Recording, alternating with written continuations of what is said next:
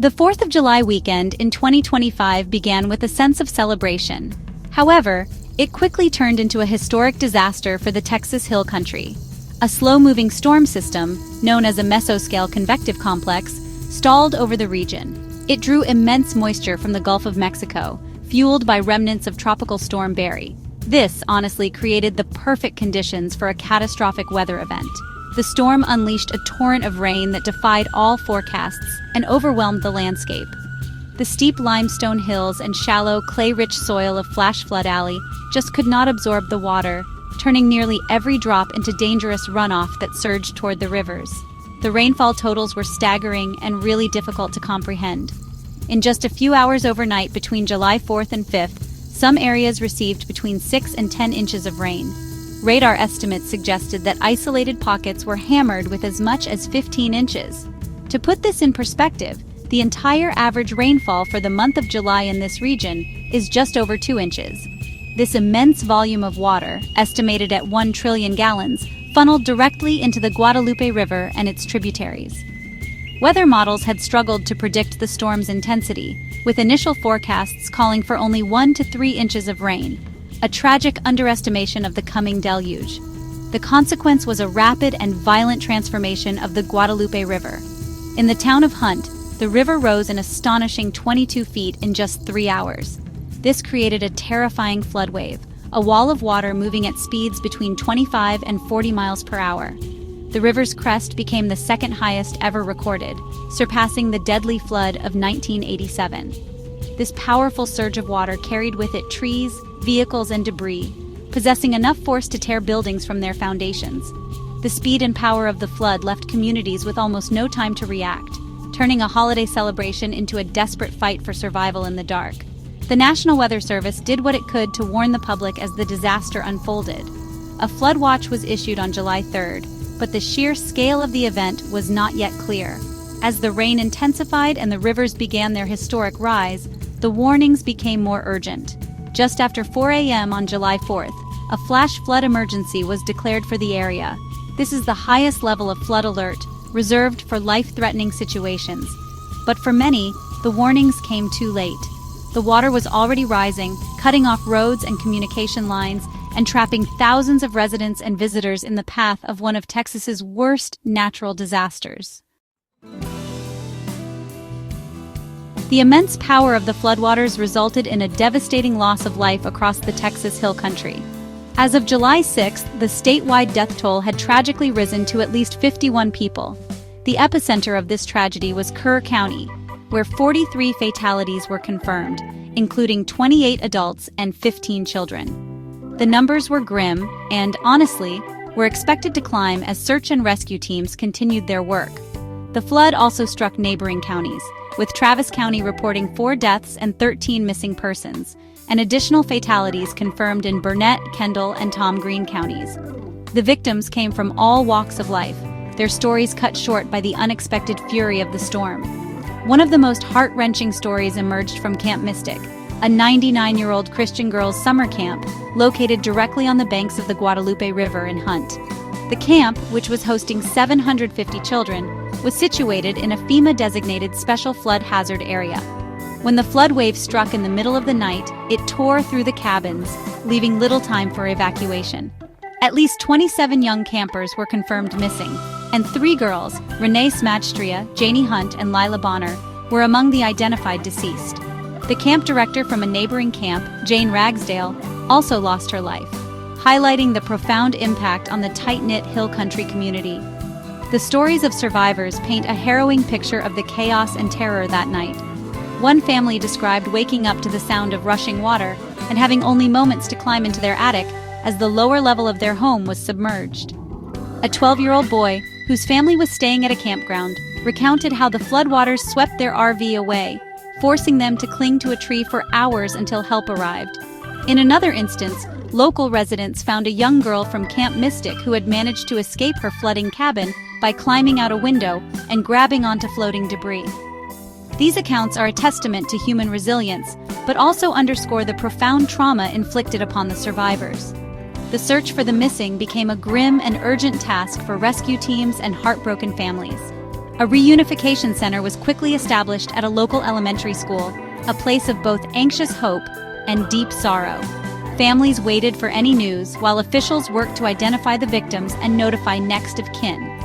A missing persons hotline was activated, receiving a constant stream of calls from worried relatives across the state and the country. The scale of the tragedy was immense, leaving a permanent scar on the community and serving as a painful reminder of the river's destructive power. The human cost of the 2025 flood will be felt for generations to come. In the immediate aftermath of the flood, a massive search and rescue operation was launched. First responders, state agencies, and volunteers converged on the disaster zone, facing incredibly dangerous conditions. The floodwaters were still high and moving swiftly, filled with hidden debris that posed a threat to boats and rescuers alike. The Texas National Guard played a critical role, evacuating 237 people, with 167 of those rescues performed by helicopter crews who airlifted stranded individuals from rooftops and isolated high ground. The U.S. Coast Guard also deployed teams, successfully rescuing 15 campers from the devastated Camp Mystic, plucking them from the raging waters. In total, over 850 people were brought to safety in the initial hours. The government response was swift at both the state and federal levels. Texas Governor Greg Abbott quickly signed a federal disaster declaration, a crucial step to unlock federal aid and resources. He later expanded the declaration to include Bexar, Burnett, Caldwell, Guadalupe, Travis, and Williamson counties, ensuring that a wider area could receive assistance. This move allowed for the deployment of federal assets and the establishment of support systems for displaced residents. President Donald Trump and Homeland Security Secretary Kristi Noem both pledged the full support of the federal government, with Secretary Noem traveling to Texas to survey the damage firsthand, including a visit to the hard-hit Camp Mystic. Public safety measures were rapidly put into place to manage the crisis and support the affected population. A public shelter was opened at the First Methodist Church in Kerrville, providing a safe haven, food, and comfort for those who had lost their homes. Law enforcement secured the perimeters of the most damaged areas to prevent looting and ensure the safety of search teams. Emergency alerts continued to be broadcast, warning residents about the ongoing dangers of high water and unstable ground. The missing persons hotline, 830-258-1111, became a vital link between families and authorities, centralizing information in a chaotic and rapidly evolving situation. Despite the heroic efforts, the response was not without its challenges. The sheer scale of the disaster stretched resources thin. The difficult terrain of the hill country, combined with washed-out roads and bridges, made it hard for ground teams to reach many of the affected areas. Communication was spotty in some locations, complicating coordination efforts.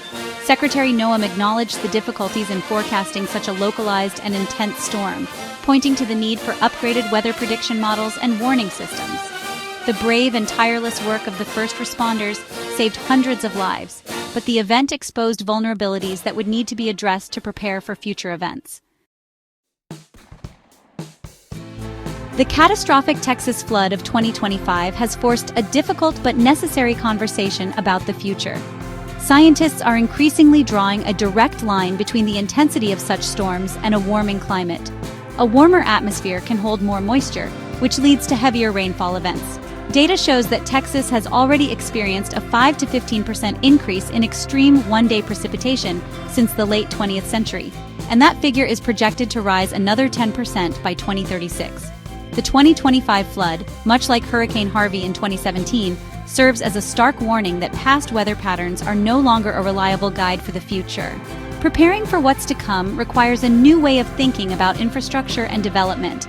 In the wake of the tragedy, there is a growing call for improved disaster preparedness and prevention strategies. This includes investing in more sophisticated weather forecasting technology that can better predict the location and intensity of slow-moving, high-impact storms.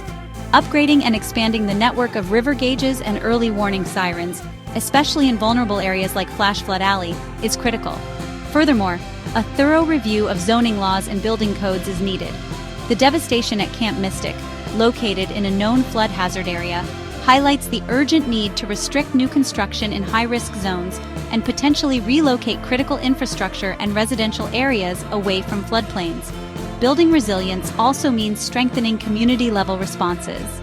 This involves more public education campaigns to ensure residents understand the risks of flash floods and know what to do when warnings are issued.